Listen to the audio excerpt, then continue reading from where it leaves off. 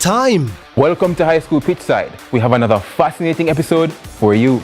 More matches, more big clashes. Let's talk about some of the big rivalries coming up this week. More of your favorite features. And trust me, you won't fall asleep in this history class. And of course, we always want to hear from you. Hear from your alma mater's players and coaches in Team Talk. You know we can't leave you out. So send us your messages on social media and watch us react on FanView. And you know we love a good little debate, right, Gio? We've got you covered all season long on High School Pitchside. High School Pitchside, your ultimate guide to all things schoolboy football, Thursdays at 8 p.m. on CVM TV.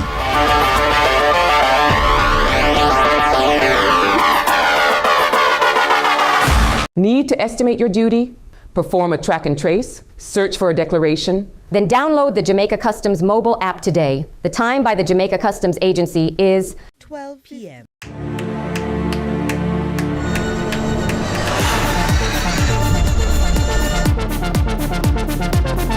Whoa! Brilliant action here at Extreme E.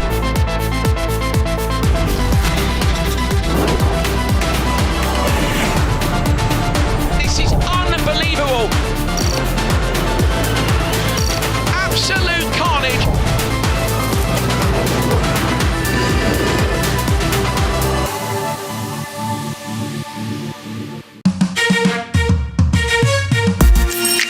Hey everybody, I'm Yendi, and this is Odyssey with Yendi. In this space, we connect with some of your favorite people as they share their journeys. Here we have some unfiltered conversations as we deep dive into their inspirations, motivations, and experiences to inspire our own life journey.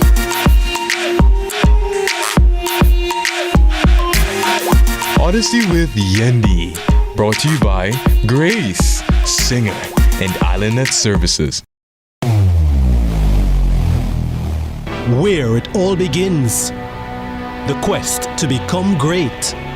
Inspired by those who went before them, these four boys dream of playing in the ISSA schoolboy football competitions. Will you score this for Casey? Will you score? It's a shot, it's a goal! And it's a shot, and it's a goal! And Casey has won the Manning Cup, and they will play Clarendon College in the Olivia Shield.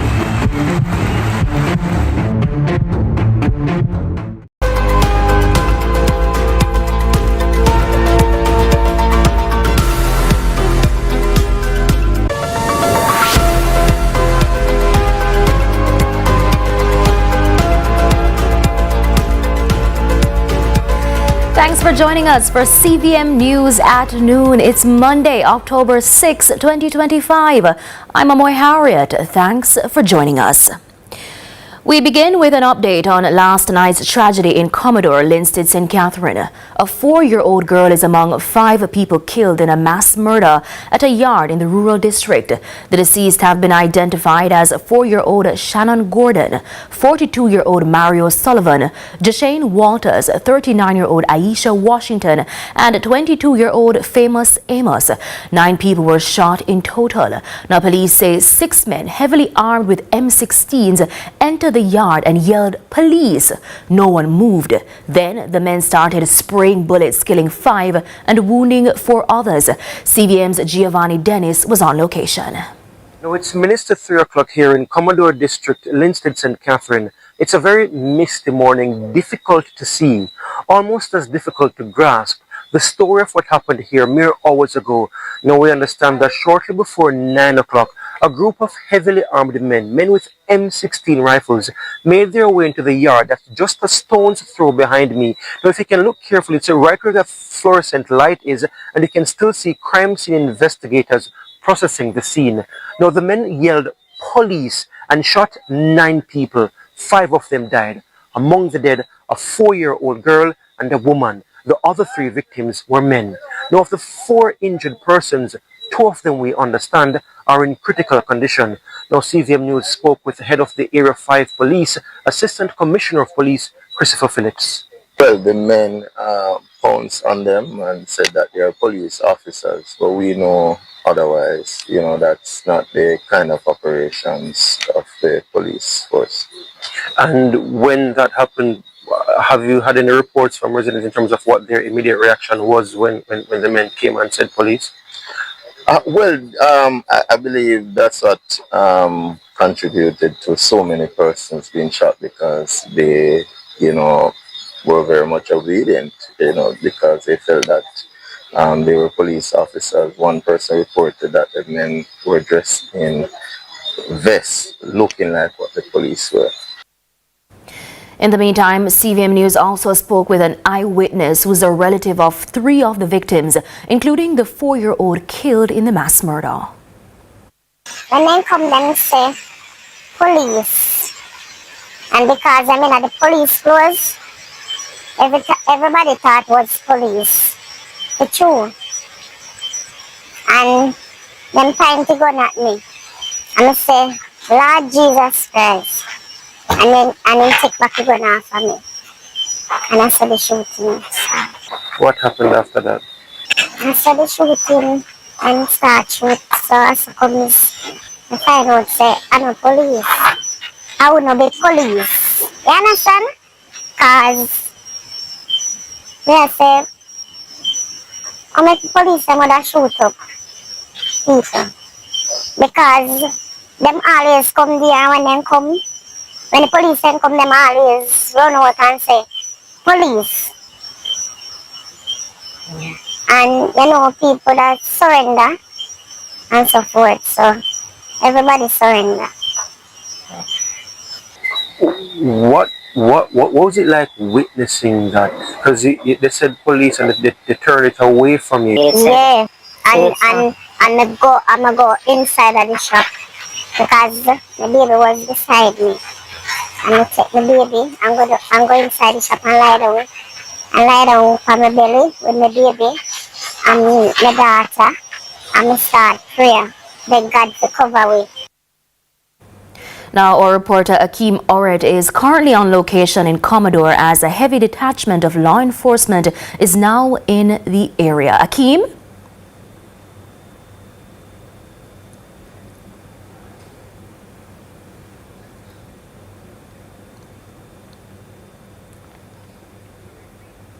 All right, it appears that we're having some technical challenges there. We'll try to get in touch with Akeem in a short while. Now, in other news, the Savna Lamar police, all right, I'm getting reports that we now have Akeem. Akeem, are you hearing me? Since I've been here, I noticed strong police presence. Residents are in fear. The roads are empty. No resident is on the road. They are in shock. I've noticed also the gunmen, they would have even shot a dog. So I'll be here for the remaining of the afternoon, the remaining of the evening, and I'll have more information in our news at 7. So stay tuned, and Amoy, it's back to you in studios. Thank you, Akeem. Now, we're also going to be talking to the police a little bit more on this in our live segment later in the newscast. Now, in other news, the Savna Lamar police say they are investigating strong leads into the murder of a 29-year-old bar operator and are seeking 2 people who may be able to assist with the investigation. The body of Kerry Ann Malcolm of Dunbar's River in the parish was found on Saturday morning inside a suitcase that had been dumped in a gully in the community. Miss Malcolm was reported missing on Thursday night after telling relatives she was going on the road to collect an item from someone, but didn't return home. Her family filed a missing persons report and a search was launched. Now, the search ended on Saturday when residents came across a suitcase in the gully and called the police. Her sister told CVM News that Malcolm's bar was recently broken into and a rented poker machine was stolen. A report was made to the police, and since then she had reportedly received death threats. She gets a lot of threats from people. They break her bar. Supposed to be on Sunday night. She reported on Monday. She was getting a lot of threats and everything from people. So after that, I don't know what really took place, but she's not here with us anymore. Still in Western Jamaica, two Westmoreland women, 54-year-old caregiver Gina Robinson and 49-year-old Laverne Wedderburn, have secured legal representation after being granted $400,000 bail each in the Westmoreland Parish Court. Ms. Robinson is represented by attorney Dion Miller, while Wedderburn has received legal aid. Now, both are charged in connection with the discovery of 69-year-old Viola Diston's mummified body found in a makeshift tomb at Robinson's Little London home on July 6. The charges include failure to report a death, concealment of a corpse, and attempting to pervert the course of justice. Ms. Robinson maintains her innocence, claiming her actions were rooted in faith and directed by Jamaican-American clergyman Delroy Jones, now wanted by authorities. Both women are to report to the police weekly and to return to court on November 19. Now, police in St. James have intensified their crackdown on major gangs and violence producers across the parish. Since the start of this month, over 30 arrests have been made in relation to robberies, larceny, illegal possession of firearms and ammunition, dangerous drugs, and sexual assault. In the latest incident, police recovered a revolver with no ammunition along the Barrett Town Main Road. Now, no one was arrested. Hours earlier, a female gang leader known as Toots and 6 others were arrested in Montego Bay following 2 robberies. A Toyota Oxio, ammunition, and stolen items were recovered. In another operation, 3 men were held along Jimmy Cliff Boulevard with devices used in motor vehicle thefts. Now, Superintendent Linroy Edwards is head of operations for St. James. Weekend, we managed to conduct a number of operations across the township, as also we targeted a number of major gangs and violence producers, leading to arrest and recovery of ammunition as well. And these activities will be continuous and increasing as we speak. We're conducting operations in some communities across the parish. We have ironed out or create a matrix basically to ensure that the regular patrol takes place, or CSS activities takes place, or beat patrol takes place, and the specialist teams conduct their investigation and operational function similarly. And we have joined with our JDF counterparts and supported by our area divisions and external elements such as P-STEP and specialized operations. So there will be no shortfall in our deployments. It all started with a bucket, some soap, and a dream. Young entrepreneur Giovanni Walker turned his passion for fresh kicks into a growing business, Clean Crepe Jamaica. From restoring everyday classics like Air Force Ones to reviving designer brands, he's giving old sneakers a second life and turning cleaning into a craft. Now he's using his platform to inspire other young Jamaicans to polish their passions into profit. We'll have more in Small Biz Big Dreams with Raymond Morrison in News at 7. And it's time for a break, but stay with us. More when we come back.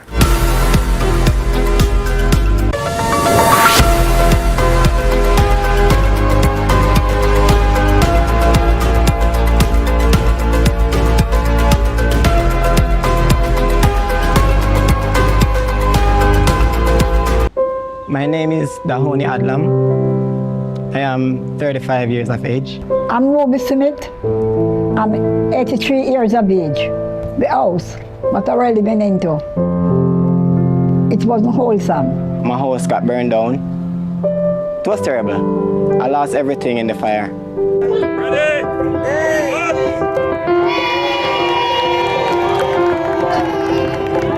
I sleep so happy. I'm happy that I have somewhere again. The new social housing program, I am happy because it gives me a second chance and others as well. The government, through the Ministry of Economic Growth and Job Creation, is building hope, one home at a time. It's time! Welcome to High School Pitchside. We have another fascinating episode for you. more matches, more big clashes. Let's talk about some of the big rivalries coming up this week. More of your favorite features. And trust me, you won't fall asleep in this history class. And of course, we always want to hear from you. Hear from your alma mater's players and coaches in Team Talk. You know we can't leave you out. So send us your messages on social media and watch us react on FanView. And you know we love a good little debate, right, Gio? We've got you covered all season long on High School Pitchside. High School Pitchside, your ultimate guide to all things schoolboy football, Thursdays at 8 p.m. on CVM TV.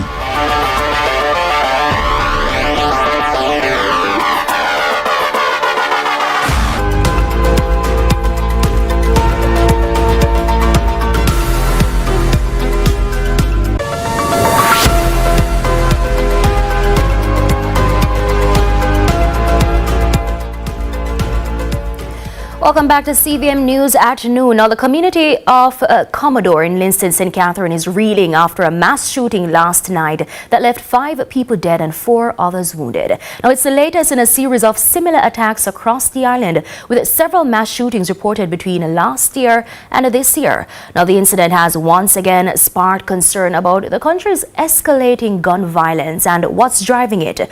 Joining us now by phone is Commanding Officer for the St. Catherine North Police, Senior Superintendent Hopton Nicholson. Welcome, SSP Nicholson. Yes, good afternoon to you. All right. So we understand that there are some law enforcement officials in the community right now. What's happening on the ground? What's the mood like in the community at this time? Well, we have a number of senior officers. We have our community safety and security personnel. We have representatives from the Ministry of Education. They represent at the school, as well as members of the clergy. We met with the staff of the school. The school is offering online classes today, so that was already pre-planned. And we spoke to the staff, we encouraged them and we reassured them.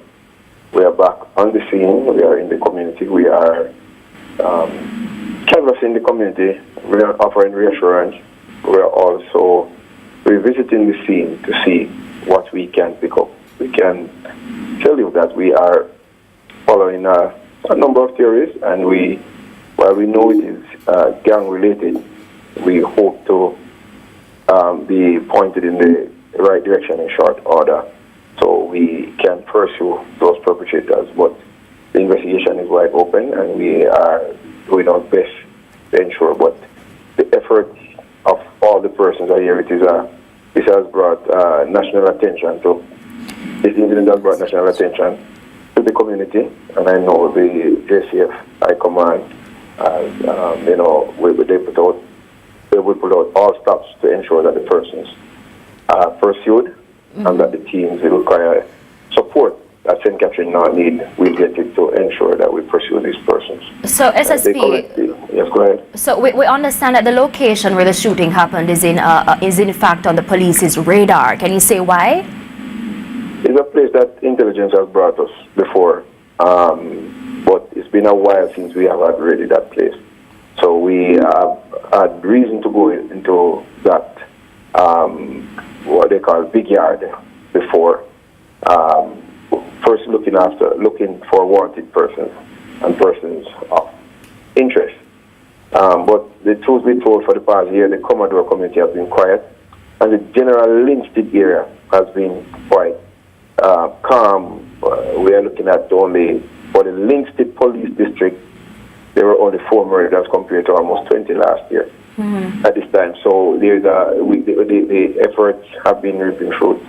So whosoever disturb this trend and trying to disturb the peace, we are not going to allow the citizens to live in fear. We are going to ensure that law and order is restored and persons can go about their business peacefully. So what do you make of this latest mass shooting, though? Because we've had a similar incidents in recent times. What does it say about the current nature of violence in Jamaica? Well, where opportunity exists, persons will try to carry out reprisals or attack persons. But we as law enforcement, we are going to ensure that these opportunities are minimized are eliminated totally. So we are following our intelligence is pointing us in some directions, and we are going to. There's not much I can divulge, no. But this for St. Catherine North, this is the second incident in the over a year and 2 months. And the last one we have a person in custody, and we also had other persons that we pursued. We have persons charged, and we have the capacity, the JCM has the capacity to treat with incidents like these. So it is not a St. Catherine North phenomenon, it is a JCM phenomenon, and we have the capabilities, and we are going to treat with this matter so that criminals know that they cannot go and shoot persons and get away with it. The likelihood of you being caught is very high, and we're going to ensure that we bring a solution to this one so that the families can understand, that the families can have closure in this matter. So, from the police's perspective, why do you think these vicious attacks are becoming more common despite, continued anti-gang measures by the police? Well, I would say persons will do what they think they can get away with. But one thing would assure us, there's statistics there to show that most of these persons are being caught, and they are prosecuted. So we are going to ensure